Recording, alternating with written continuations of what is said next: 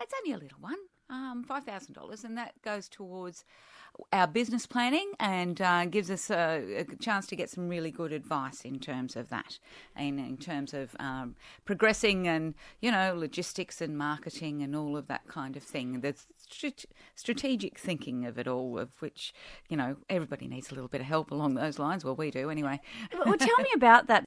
Marcel is an extremely talented builder and master craftsman in carpentry and all of those kinds of areas.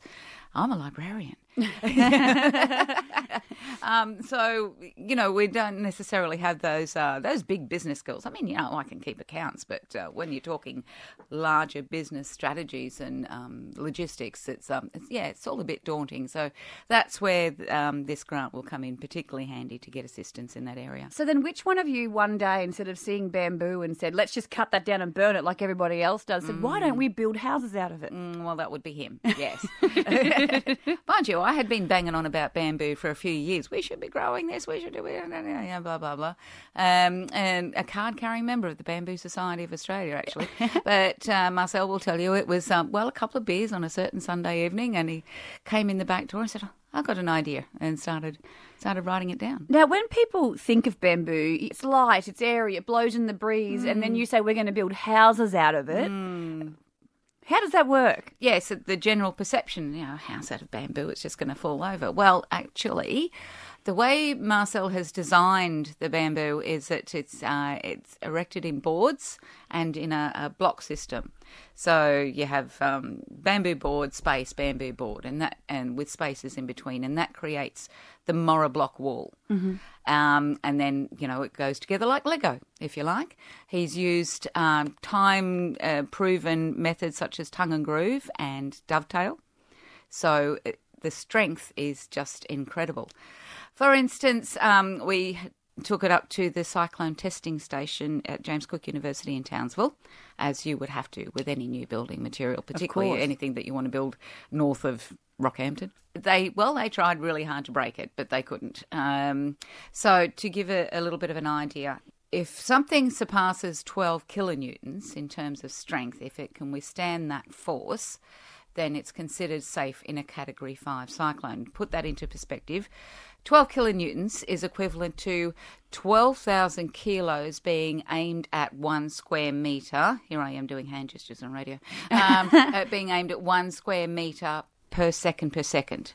Whoa. So it's a lot of force in one place being aimed at it. And that's what they simulate in what they call a racking test, where they put it in a big bracket and push and pull and push and pull. We had it go through this test and it got to 12 kilonewtons, and it's, all fine, all safe, all a little bit boring actually. Nothing happened. Okay, fine. Were you expecting like some explosion or something? Yes. Something really dramatic? Yes. Dr. David Henderson is the head of the CTS up there in Townsville, and it's like, I'm going to break your world. Marcel's, yeah, right, okay, give it a go.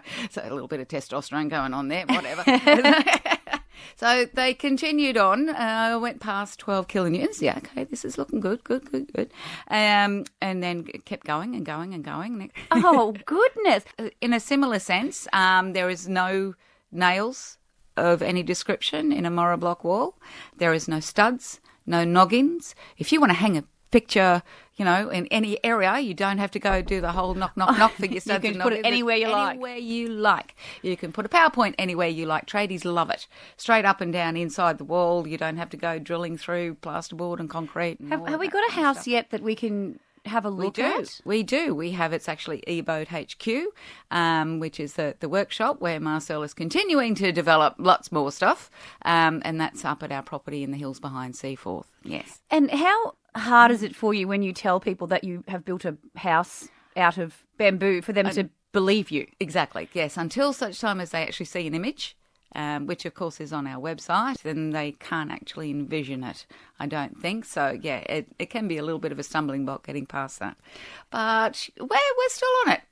We're hoping that, we intend that it will become, common and just as acceptable to have a bamboo house, a Moroblock house, as it would to have any other kind of material, and so much more sustainable and healthy. How long do you think it will be before it is not unusual to talk about using things like bamboo in homes? I think now. to be honest. I mean, if this was one of the inspirations for Marcel coming up with the idea, very frustrated with the way Australians generally build houses. Marcel is European, so we've got a little bit of a bias there, I suppose. But you know, if you have a look around even just the suburbs of Mackay, we build concrete block homes filled with more concrete. And then we put a cacophony of air conditioners on the side to keep them cool, because they contain and retain all of the heat, which, you know, is obviously not particularly comfortable. And as soon as there's a brownout, everybody's out on the back lawn dying. Why not use a material that is actually self-insulating? And because of the Marcel's design with that air pocket of 100mm air pocket between the outer and inner wall, you've got a natural insulation there. We've done some tests just at home. We have one of the walls of the Moroblock building is facing the harsh western sun, and outside there at 2 o'clock, 2:30 on a hot summer's afternoon, it's like 48 degrees against that wall. On the inside, 15 to 20 degrees cooler. And that's without any air conditioning, without any, anything artificial happening going at all.